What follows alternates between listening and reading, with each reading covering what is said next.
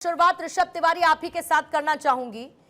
क्या आपको लगता है कि अभी तक जहां पर केंद्र सरकार साथ ही कांग्रेस को साथ में लेकर देश को एकजुट दिखाने की आप लोग बात कर रहे थे, ये पोस्टर वॉर जैसी राजनीति में आकर उस एकता में फूट डालने का काम अब बीजेपी उतना ही कर रही है जितना पहले कांग्रेस कर रही थी, जिस पर आप सवाल उठा रहे थे। इतिहास के गद्दारों को पोस्टर में शामिल करने की जरूरत बीजेपी को क्यों पड़ी और क्या यही राजनीतिक गहराई हम आने वाली पीढ़ियों के लिए छोड़ना चाहते हैं? पूर्णिमा जी, सबसे पहले धन्यवाद चर्चा में आमंत्रित करने के लिए। विषय पोस्टर का नहीं है, विषय पूर्णिमा जी है नियत और नीति और नेतृत्व का।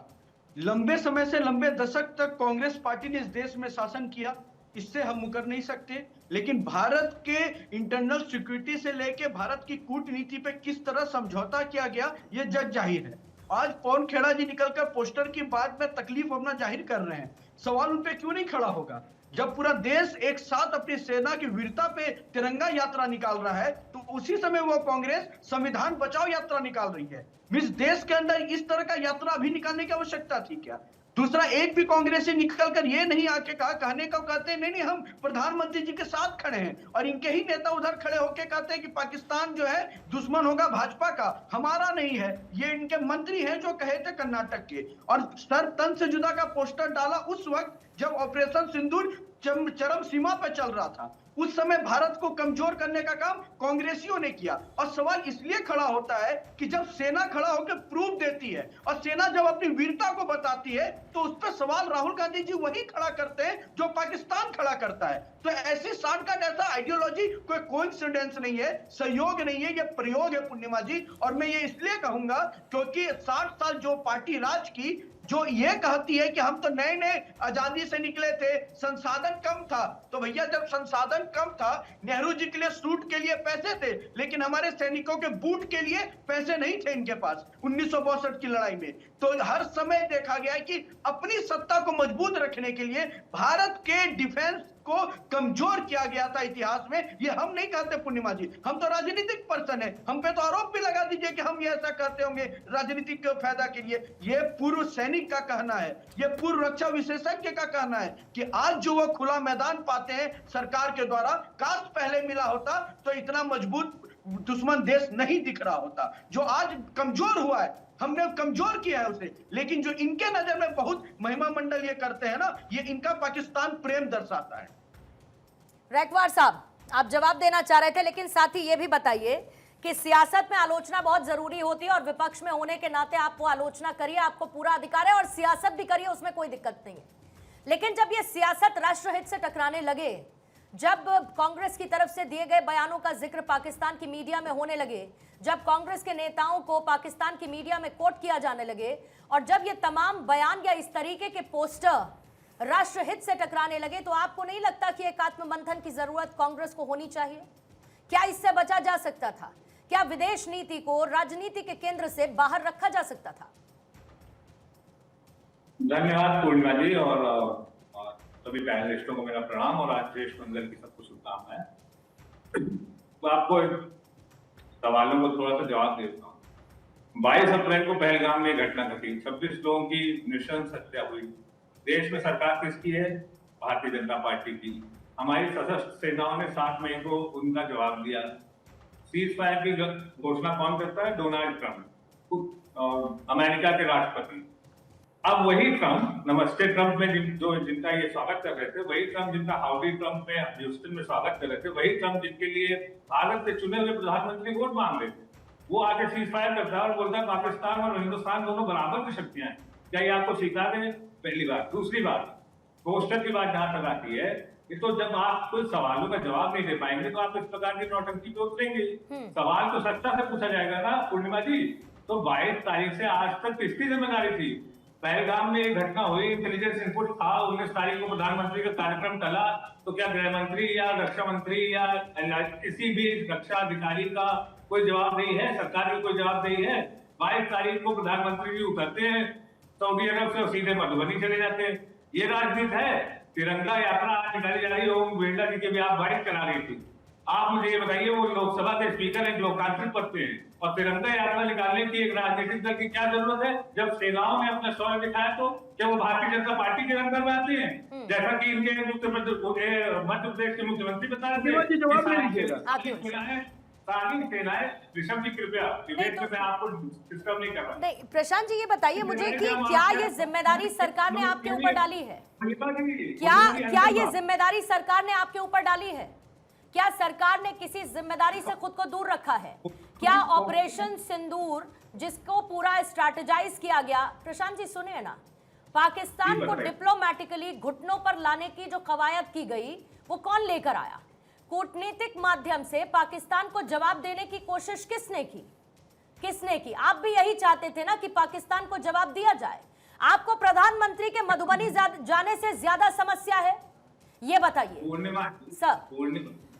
पूर्णिमा जी, आप एक बेसिक लॉजिक से आप मुझे बता दीजिए, जिस प्रकार से पीटीआई को जयशंकर जी ने बयान दिया, वो तो लग रहा था कि पाकिस्तान के गृह मंत्री है, वो तो हिंदुस्तान के गृह मंत्री लग ही रहे थे।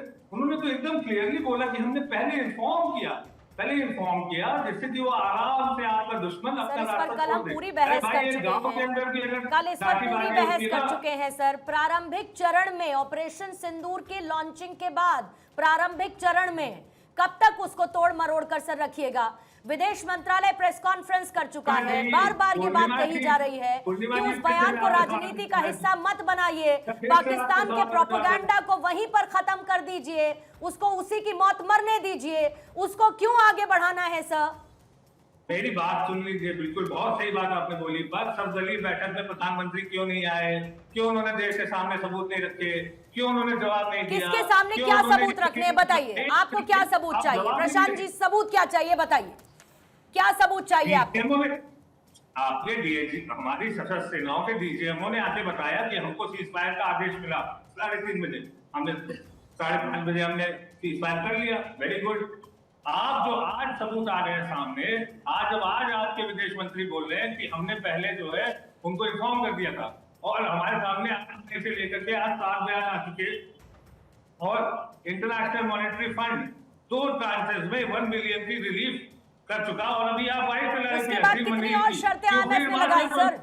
उसके बाद कितनी और शर्तें IMF ने लगाई?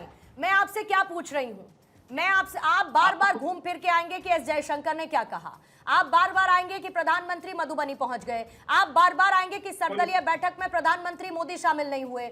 मैंने आपसे ये पूछा कि क्या भारत ने पाकिस्तान पर जवाबी कार्रवाई नहीं की? और कांग्रेस को बार बार किस बात का सबूत चाहिए सर?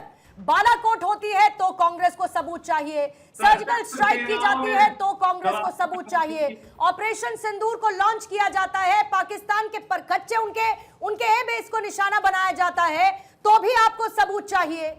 कब तक आपको सबूत चाहिए सर? कांग्रेस ने सबूत कहां मांगा है बता दीजिए। अभी तो मांग रहे हैं आपके सामने बैठकर। इनको छोड़ दीजिए, हमने देखा मैं क्यों छोड़ूं? राहुल गांधी का एक बयान हमें नहीं दिखा है कि नहीं है ये बताइए। स्टेटमेंट दिया गया है। राहुल गांधी ने नहीं कहा कि कितने जेट हमारे गिरे बताइए, राहुल गांधी ने कहा कि नहीं कहा ये बताइए। राहुल आप ये बताइए, ये सवाल तो प्रेस कॉन्फ्रेंस में भी लगातार पूछा क्या, गया, तो क्या कहा गया? फिर बताइए क्या कहा गया प्रेस कॉन्फ्रेंस? क्या बताया गया? क्या कहा गया बताइए? अभी इसकी जानकारी नहीं दी जा सकती। क्या कहा कि अभी ऑनगोइंग है, अभी हम किस सिचुएशन में हैं? पूर्णिमा जी, ये पाकिस्तान को मदद करेगा, ये क्या नहीं कहा गया? पूर्णिमा जी देखिए सर, वो सवाल फिर से राहुल गांधी हम हर बात पर सवाल खड़े करना चाहते हैं। हम चाहते हैं, आपको एक बात मुझे बताइए, जितना एक नैरेटिव पाकिस्तान ने फैलाने की कोशिश की, क्या एक एक तस्वीर के साथ प्रेस कॉन्फ्रेंस में पाकिस्तान के झूठ के प्रोपेगेंडा को फेल नहीं किया गया? क्या यह नहीं दिखाया गया कि पाकिस्तान ने झूठ बोला? प्रधानमंत्री जब आदमपुर बेस पहुंचते हैं तो क्या वहां पर S-400 नहीं दिखाया गया? क्या वहां पर राफेल नहीं दिखाया गया जिसका दावा पाकिस्तान ने किया था कि हमने यहां पर नुकसान पहुंचाया है? आपको और कितने सबूत चाहिए सर? किस बात पर सबूत चाहिए आप लोगों को? पहले तो कांग्रेस कोई सबूत ही नहीं मांग रही सर। अभी आपके सामने मांगा ना रेखवार साहब ने, प्रवक्ता है वो प्रवक्ता है, उनकी बात में कांग्रेस का स्टैंड मानकर ही चलूंगी। ठीक है, आप उनके बात को कांग्रेस का स्टैंड मानिए, लेकिन जो आपके टीवी स्क्रीन पे जो तस्वीर दिख रही है वो हमारे दिल को दुखाने वाली तस्वीर। मैंने पहला सवाल पूछा ना, मैंने बिल्कुल वो मैंने पहला सवाल पूछा जो आपके डिबेट जब नए दौर का जयचंद एस जयशंकर को बताया जाता है, आपका दिल दुखता है या नहीं दुखता ये बताइए मुझे। बता दीजिए, हम लोग संसदीय लोकतंत्र में है यहाँ पे पूर्णिमा जी, तो और क्या संसदीय करें? लोकतंत्र में ऐसी सिचुएशन आपने आखिरी बार कब देखी थी राहुल लाल जी, बताइए मुझे। जब पाकिस्तान के साथ हम वॉर सिचुएशन में थे, आपने आखिरी बार ये तस्वीर ऐसी कब देखी थी? पाकिस्तान के साथ हम लोग ऐसी सिचुएशन और पूरा ऐसी सिचुएशन हमने कब देखी थी जब हमने इस तरीके का रिटेलिएशन पाकिस्तान के खिलाफ किया, ये बताइए। आखिरी बार पाकिस्तान के एयरबेस कब ध्वस्त किए गए थे, ये बताइए। 1970 में तो उसका 2 टुकड़े कर दिए गए थे, आप 2 टुकड़े में मैं तोड़ कह दिया रही गया हूं था। कि अभी का ऐसी जो तो न्यू इंडिया है, क्या वो किया न्यू जाता इंडिया था? पाकिस्तान तो के क्या चार किया टुकड़े जाता था? खोद रहा था। पहले क्या विदेश नीति को पूर्णिमा जी। विदेश नीति को पहले राजनीति के केंद्र में लाया जाता था या नहीं लाया जाता था, ये बताइए। पूर्णिमा जी, नहीं लाया जाता था। एक सेकंड, आप आज हमारी बात तो विदेश सुन मंत्री लीजिए। के बयान को मैं आप आपके तोड़ सवाल का मरोड़ जवाब दे कर रहा हूं। गलत तरीके से पेश करते हैं और आप